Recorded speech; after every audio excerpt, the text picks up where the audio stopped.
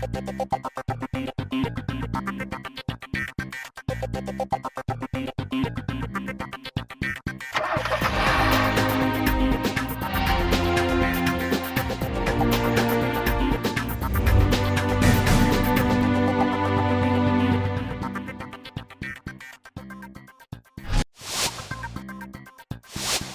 week on the Car and Bike Show, we have the jury meet for the two-wheelers. And we also have Honda's second adventure motorcycle in the country. Yes, we review the CB500X.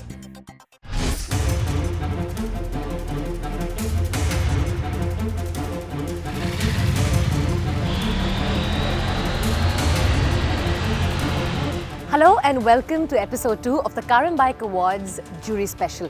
Today is the day we're going to be riding lots of bikes, from entry-level commuters to adventure bikes to electric bikes, my favorite category, and of course super bikes. So without much ado, let's ride.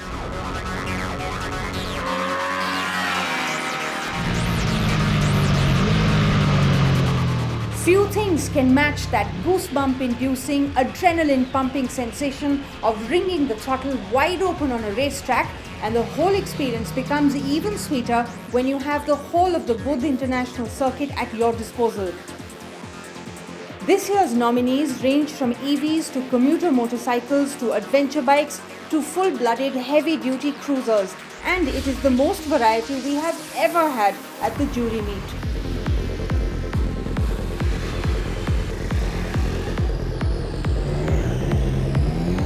The jury is similar to the one you met at our car jury meet special. Dr. V. Sumantran, Gulpanag, Rayaman Banaji and Siddharth Vinayak Patankar. Joining them are Rishad Cooper and Pritam Bora. Rishad is a motorcycle and scooter expert with decades of a stellar journalistic career behind him, and Pritam is a resident biker at Car and Bike.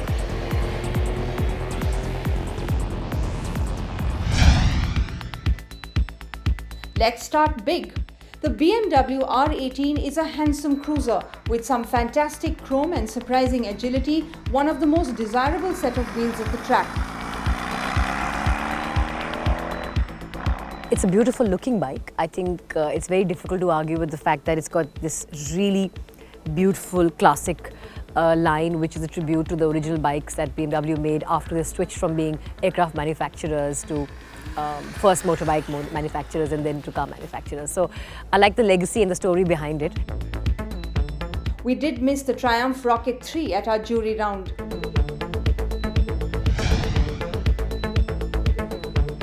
2020 saw the launch of 3 modern classic bikes in the 300 to 350cc segment, a brand new model each from Royal Enfield, Honda and Jawa.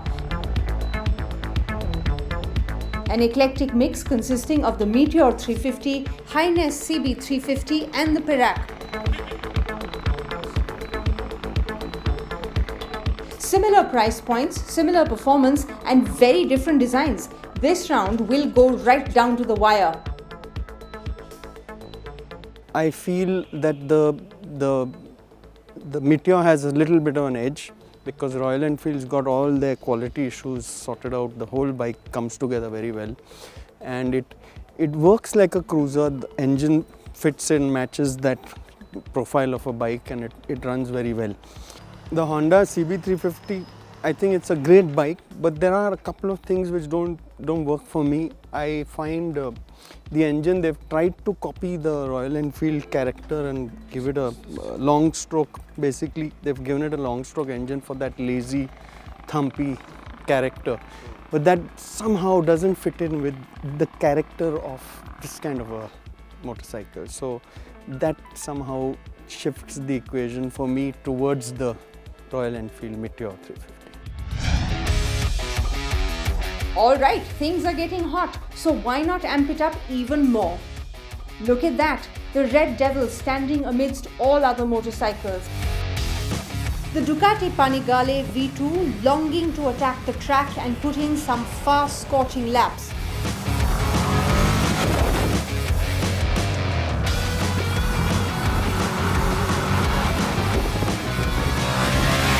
So how good is the Panigale V2? It's an absolutely exciting motorcycle, but only if you're going to frequent the racetrack very often. You can of course ride it on the street, but on an open road, if you explore its performance, you'll hit 200 kilometers per hour in no time, and you'll be on the wrong side of the law. Yes, it is fast, very fast. And many jurors like Raymond and Siddharth had one of their top speeds on two wheels on it.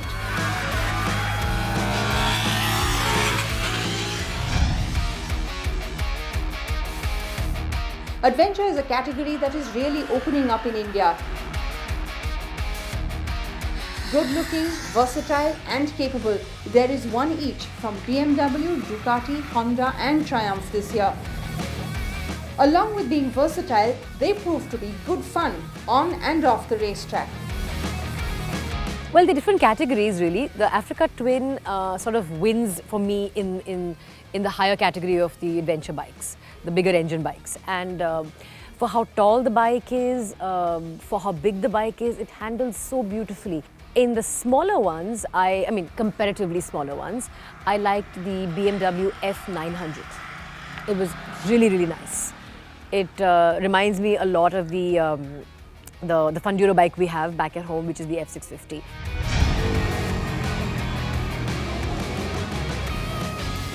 The KTM 250 Adventure and KTM 390 Adventure address the more affordable end of the ADV segment. It's similar to asking a parent which child does he or she like more, the younger one or the older one. Based on the 250 Duke and the 390 Duke respectively, these bikes have changed the budget adventure bike scene in India.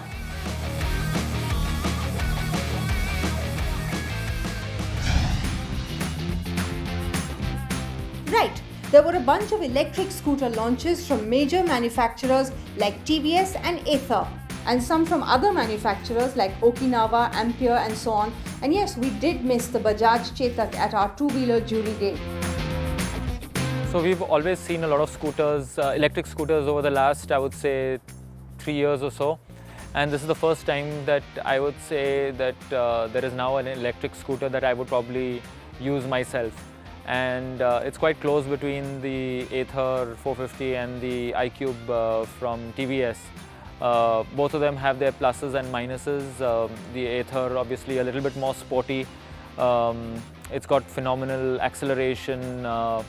Even when compared to the normal petrol ones, the warp mode that they have is quite a lot of fun. So that is something that I quite love. Of course, the TVS iQube has a little bit better ride, and if you're looking at just going to office every day, that would probably be your pick.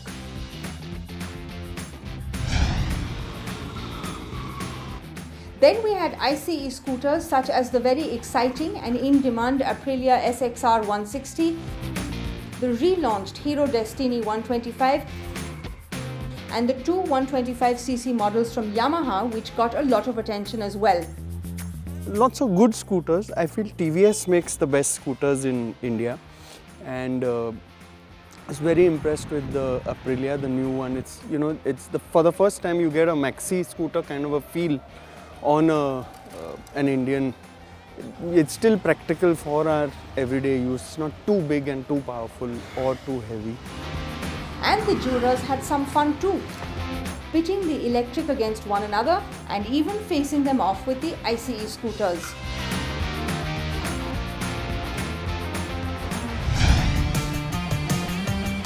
Commuter bikes. These are the bread and butter models for companies, generating significant sales and the preferred choice of a staggering 70% of Indians who ride a two-wheeler. That makes them one of the most important segments in every edition of our awards. This year we had the Hero Passion Pro, Hero Glamour and the Honda SP125. all solid bestsellers.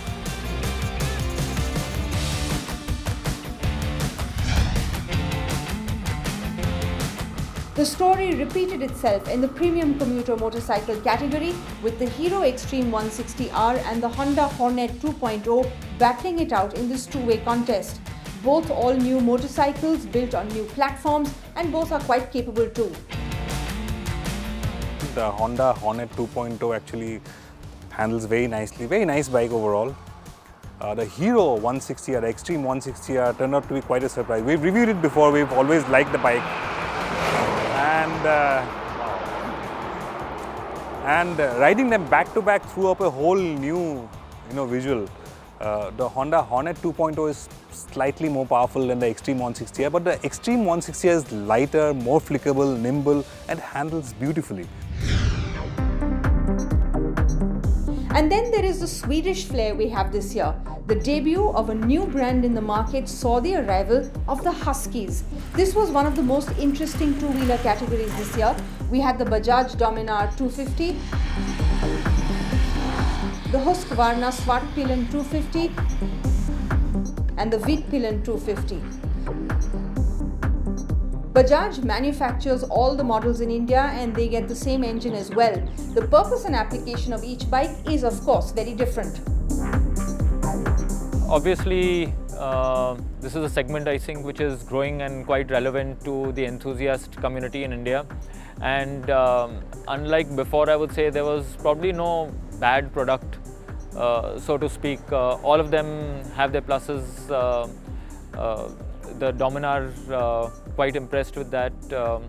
Obviously the KTMs are always enjoyable to drive. They don't really suit the track, and what we have over here doesn't really suit the track. But you can make out its raw DNA, the kind of torque that it has, phenomenal. So it's a growing segment and it's good to see so many more choices available to this market.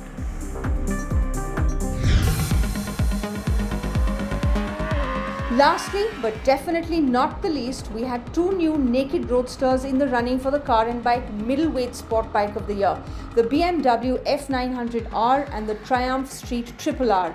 These bikes pack in explosive power and are decently practical as well. In fact, I was surprised with the Triumph, the Street Triple, which was so... I've ridden it on road before and I had no idea that on the track it would be this good. Really sharp, focused, very neutral handling, very impressive.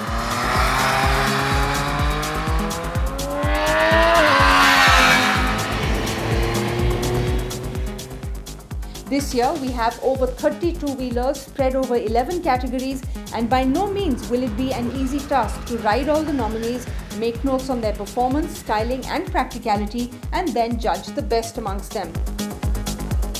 The jurors are testing them on and off the track to get a comprehensive feel for their performance and capability, and they're always happy to pick each other's brains and determine the winner for each category. But the most important thing is that our jurors had a lot of fun testing all the scooters and motorcycles, and in a safe and controlled environment at that. We sure had a blast while putting it all together for you, so definitely send in your feedback.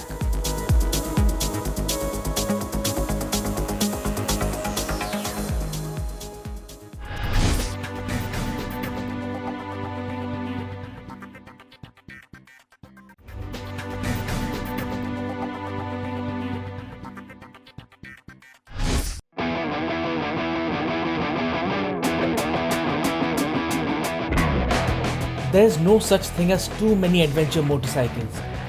Every few months, a new ADV is launched in India. And this time, it is a model from Honda, which has proven to be quite popular in global markets and comes to India for the very first time.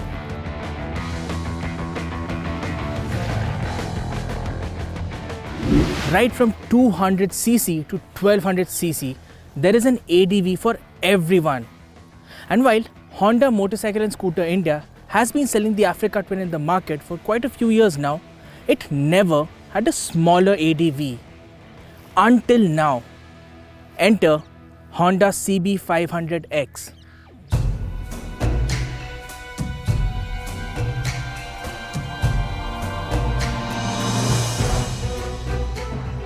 the motorcycle gets the typical ADV design. Tall stance, wide handlebars, tall windscreen, and the now standard 19-inch front wheel along with a 17-inch rear wheel. It looks built for purpose, no doubt, and stands out on the road as well. Although Honda says that the mass of the bike is centralized as much as possible, offering better control when riding. But more on that later. In terms of features, the CB500X gets a fully digital instrument cluster with negative LCD. Then you have dual channel ABS along with emergency stop signal and Honda ignition security system. The CB500X also gets full LED lighting as well. Lastly, there is a slip and assist clutch along with the 6-speed gearbox, making for slick shifting.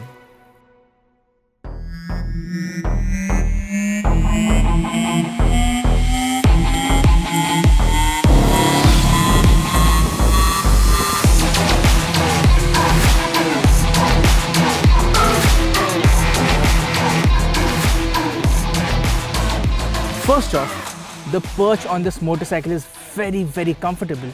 I mean, this is the ideal bike to go mile munching.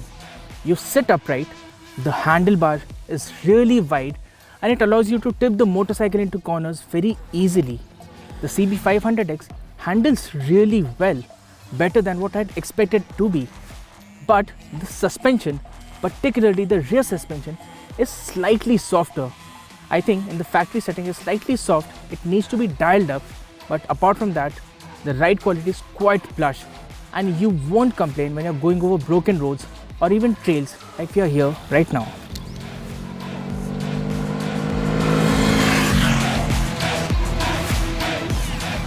What we also liked is the linear power delivery on the motorcycle, right from the word go.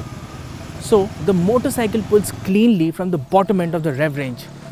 Give it the beans and the needle will climb to the other side without any drama. Like most motorcycles with a parallel twin engine, this one too is quite smooth.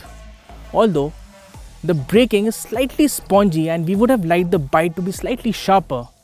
And apart from that, the gearbox, the 6-speed gearbox, is quite slick as well.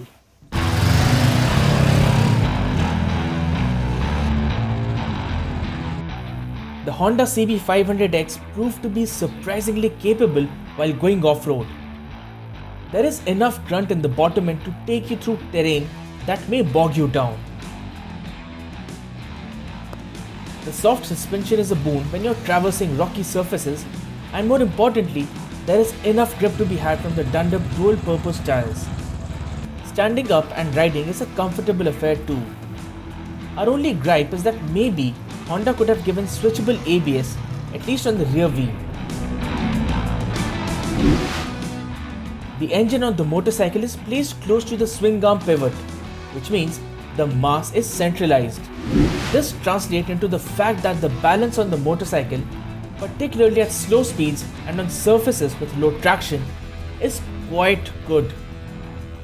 It gives a better sense of control and stability, which is important when going off-road. Our time spent with the Honda CB500X made us realize that it is actually a versatile motorcycle, a good touring machine, and can take on the rough easily too. The one big gripe that we have is the pricing, which feels exorbitant. At 6,87,000 rupees ex-showroom, the CB500X is closer to the 650cc ADVs like the Kawasaki Versys 650 and the Suzuki V-Strom 650 rather than its actual rival, the Benelli TRK 502, whose prices range from 4,60,000 to 5,29,000 rupees.